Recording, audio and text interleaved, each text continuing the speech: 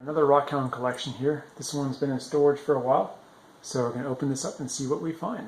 You can listen to me talk or just turn off the volume and I'll try to annotate as best I can and describe what I think I found here. This looks like blue opal, common opal. There's no fire in it. It's probably from Oregon, my guess, since I'm in California.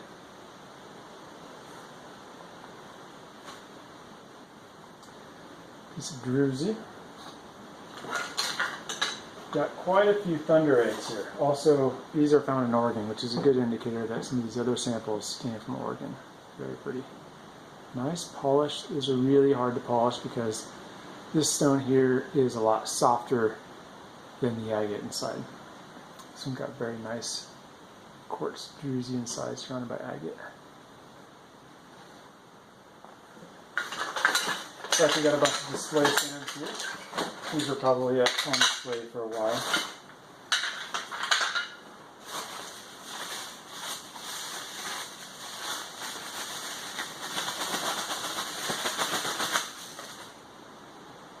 Okay, so I know what this is. This is actually some of the host rock. It has these dendritic patterns in it. They are probably some sort of fossilized plant material, moss or fern, but these came from the Richardson Ranch thunder egg beds in Oregon, which is also where these other thunder eggs came from. So this was probably just a sample that was collected along with the thunder eggs just for fun. These look similar. This is quartz. Could have come from Arkansas or other places. This looks like quartz, but it's actually selenite. You can see the flat planes here in the towers. It actually has almost soft to the touch feel. It's apparently a salt crystal, so it can dissolve. Two more similar samples. Selenite, quartz. This is a quartz grown inside of a thunder egg. It is really sparkly.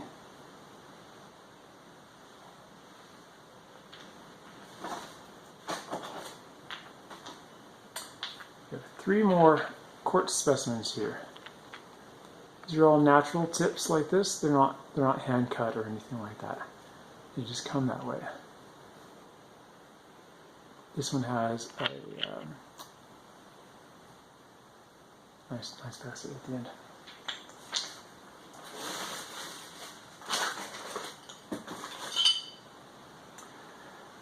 I believe this is Franklinite. I think that this material comes from North Carolina and that it actually will fluoresce under black light, under UV light.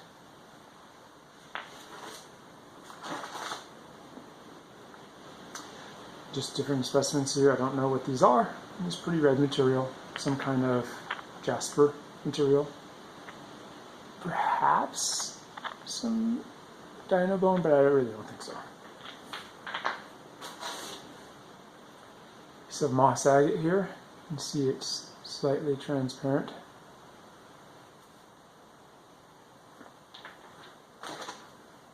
This is a piece of fluorite. Could have come from Mexico or Southern California.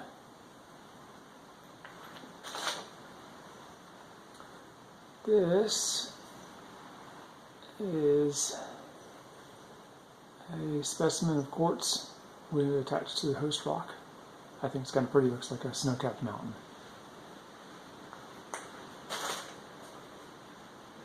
We have here another thunder egg with some red material inside of it. Piece of, well, I don't know what this is. Could be very poor quality rhodochrosite or something similar.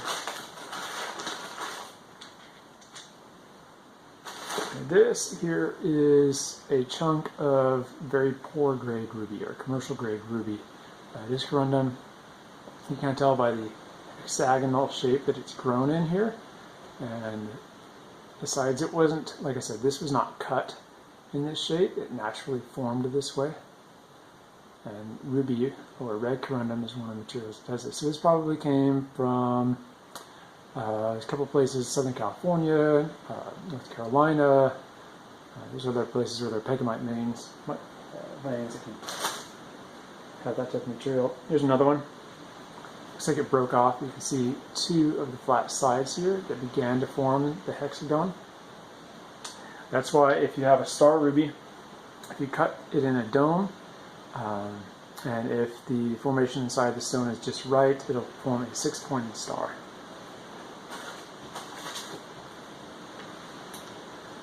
This is amethyst, which is purple quartz. Another chunk of a thunder egg or geode. So it became these two halves. Okay, this is what is called cacoxenite in quartz. It has some other names, such as the Melody Stone, or there's another one, Sacred 7. Supposedly there are 7 different distinct stones in here: quartz, smoky quartz, amethyst, cacoxenite, rutile, citrine, and I think one other one which I cannot remember. So what you can see here is it's hexagon shaped too. This one has been pre-cut. It's been roughed out in this shape. But you can see these little yellow bits in here. That's the cacoxenite. And if you cut this real thin and cab it, you'll get a really, really pretty stone.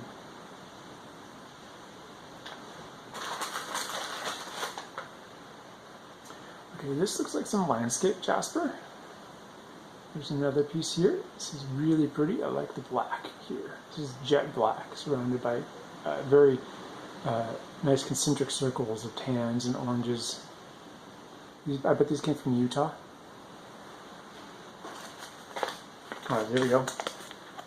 Utah Wonderstone. It's rhyolite. It's a volcanic rock, fine-grained sandstone.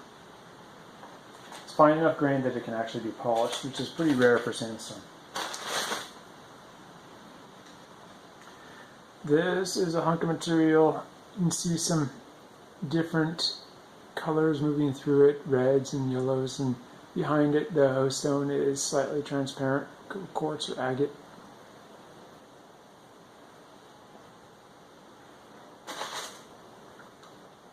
This is another chunk of selenite. It's just a little bit more rough than the other crystals that I saw.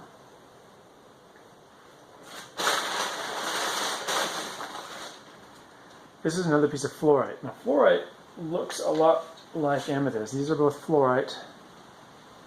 Typically everything forms at right angles, or 90-degree angles, whereas amethyst forms 6-sided points instead of 4-sided points. Amethyst will typically be a little bit different looking, so sometimes it looks similar. The other thing is that amethyst is a 7 in hardness, whereas fluorite is much softer.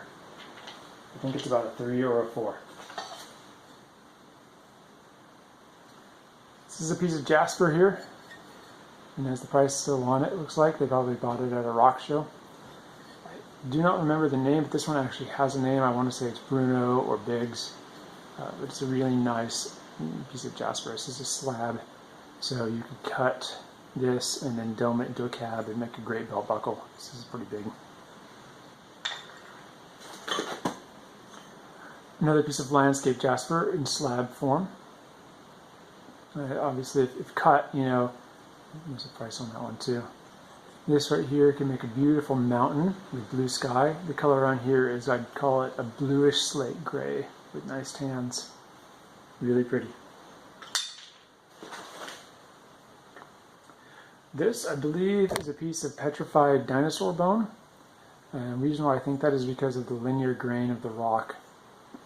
And at the end here, it feels and looks very porous. As if there's many, many different little cells that were at some point filled in with rock and agate.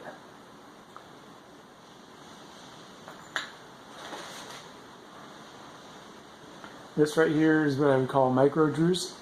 Extremely small crystals forming over quartz or agate base.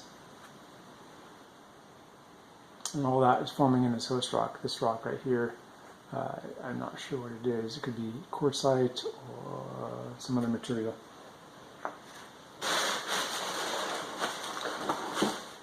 Okay, I doubt this was actually collected in the United States. It's not gold. This is fool's gold, also known as iron pyrite. It has almost no value, but it is really pretty. Now, it almost looks like a rock that's been spray painted gold. That's exactly how I would describe it.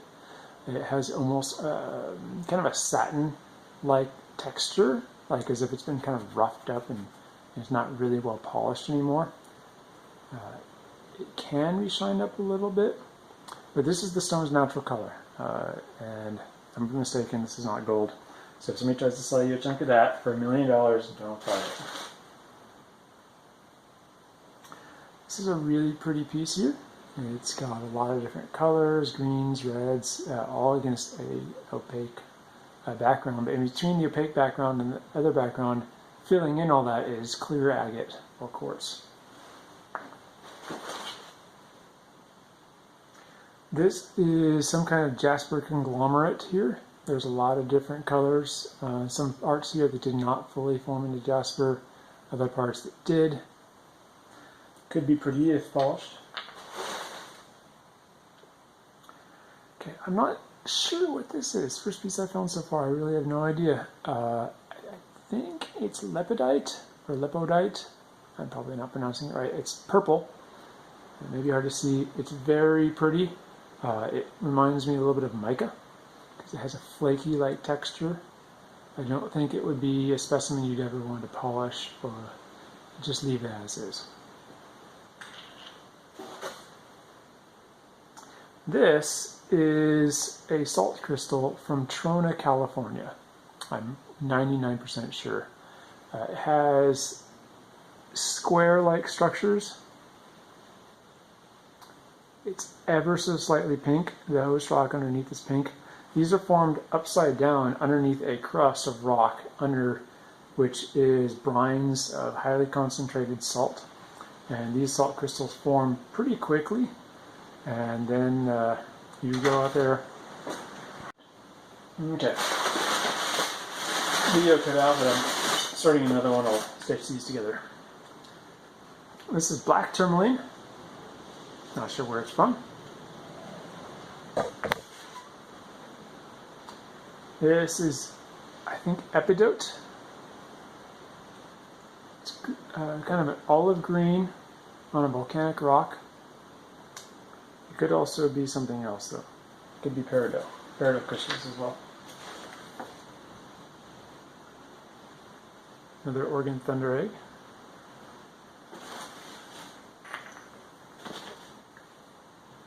This one's organ thunder egg here.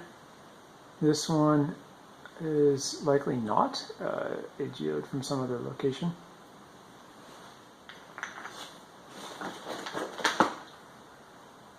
Two more geodes. This is an organ thunder egg here. This one is, it's possible, but I think that this actually came from another area. It looks a lot like something that might have come from Utah.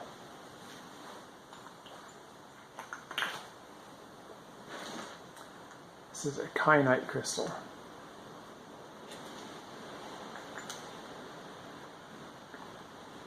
This is a hollow geode. It looks a lot like thunder egg, so it would have just didn't form all the way in the inside. This is a pretty piece of jasper. It's all polished on one side, so you can see the reds and the yellows and the greens. This is a fossilized shell. It's very well formed.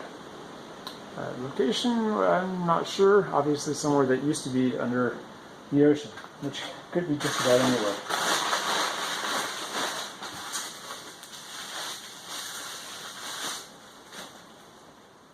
Alright, so this is a polished sphere made with a sphere machine.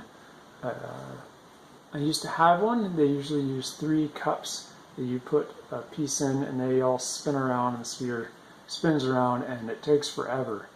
I don't even know what this is. This material looks like it has a lot of maybe small fossils in it, but I don't really know. I'm not seeing anything in particular. Maybe a fossilized mud ball.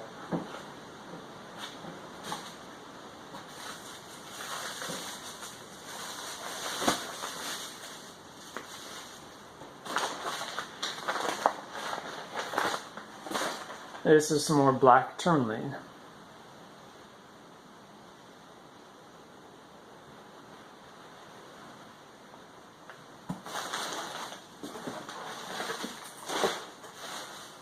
Oh, this one. This piece here is kind of a companion to that other piece from Trona, California. These are stalactites. So actually it would go this way. It would walk along the crust there. This would be facing towards outside. This would be underside here, and these would be kind of dangling down close to the salt baths. This is all just salt up here. Not the kind you want to eat though. It's going to be, it hasn't been purified or anything. This is another selenite crystal. It's the beginning of what some people call a fishtail, where you see these almost arrow fletching like designs here, or fishtail like look.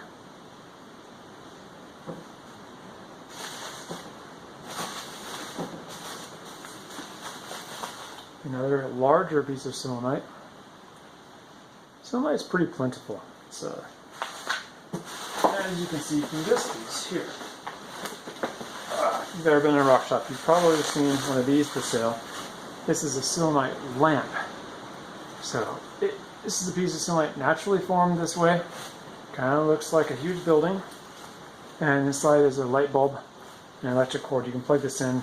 And these selenite crystals are a lot like fiber optics. So the light will kind of shine up and you'll see the whole thing glow, and it'll be especially bright at the end of each crystal termination.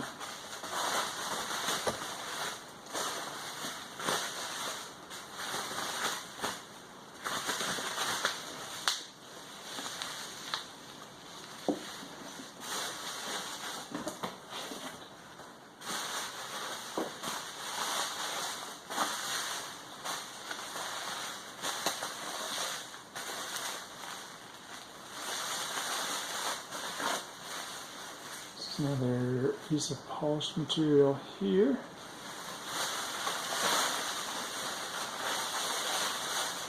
Along with this, I have no idea what this is. It's pretty light. It's very dark. Some of it feels more polished than others. It doesn't leave any markings on my skin though.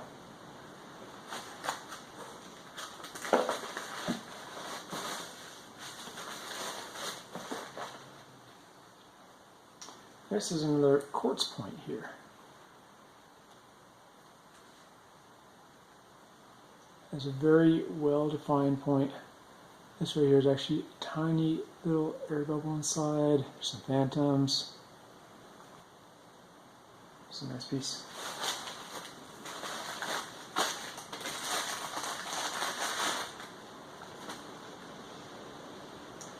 Okay, this is a really weird piece. It's a tag on the bottom that says Amethyst obsidian, but I've never heard of that. It does remind me of glass because of the way the edges chip. It's very sharp along there, and it chips in a spherical-like pattern. You can see some spherical kind of growth and chipping along here. But the whole thing is totally full of air bubbles. My intuition tells me that this is actually some kind of man-made slag. But I don't know for sure. It's very pretty though.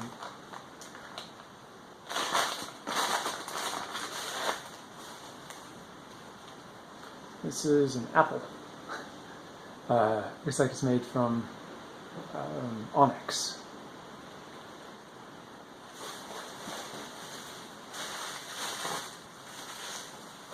Okay, this is another piece of quartz here.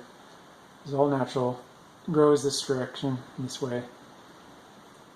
So you can see this sides have broken off and they're rough, but these sides here are naturally going to be formed that way and faceted that way.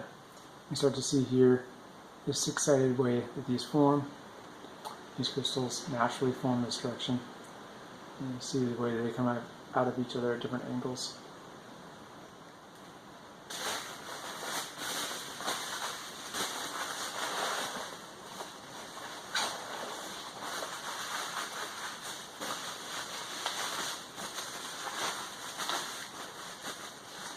This is an amethyst.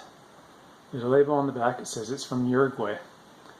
So that's in South America, near Brazil. Brazil is actually one of the most commonly locations where amethyst is found, especially these large things. These come from what are called amethyst cathedrals, and they're these huge dome structures, kind of like tubes that people oftentimes cut in half, and the inside has just thousands and thousands of these small amethyst points.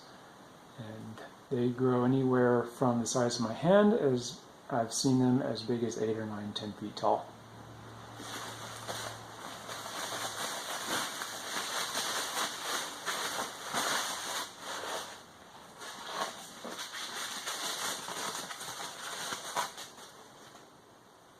Okay, this is another piece of quartz. I don't know where it's from. My guess would be maybe Arkansas. There's a lot of quartz there in the United States.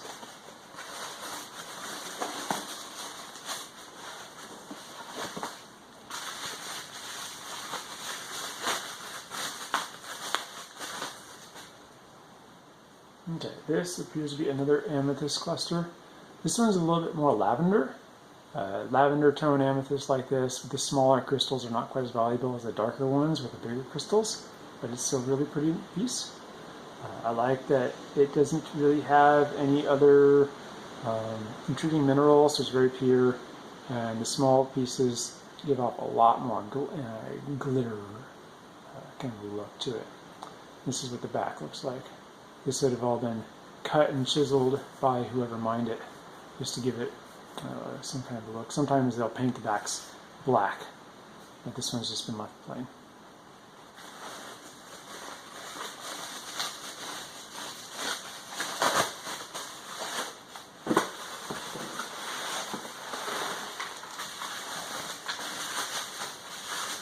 Looks like they put the best stuff in the bottom. This is another amethyst specimen. This one's a little bit better than the other one. I love how the amethyst is kind of forming around. You can see how these areas here would have connected to other parts of an interior cave-like structure, and the entire area would have been filled with these little amethyst crystals. So each one of these is really tiny, just a couple millimeters in size, but together they make something really beautiful.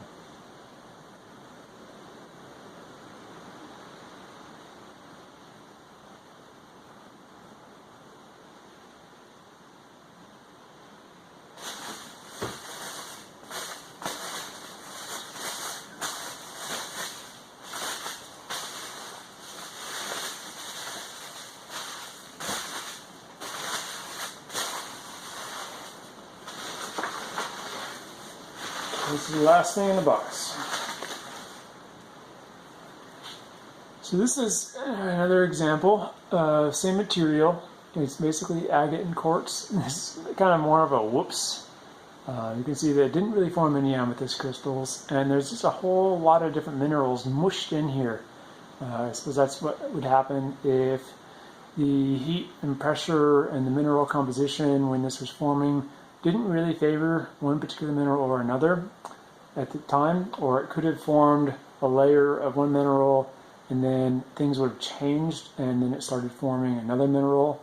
Things changed again, then it started forming a different set of minerals, and instead of just forming one mineral like the amethyst and the other pieces that we've seen. Here's an example of the back, painted just black, which is a common way that they're shipped out from Brazil, so this is probably where it came from. They'll paint all the rough area black and polish the front of it nice and smooth. That's it for today. If you have any questions, just leave me a comment, or you can find me on my website, earthartgems.com. Thanks again.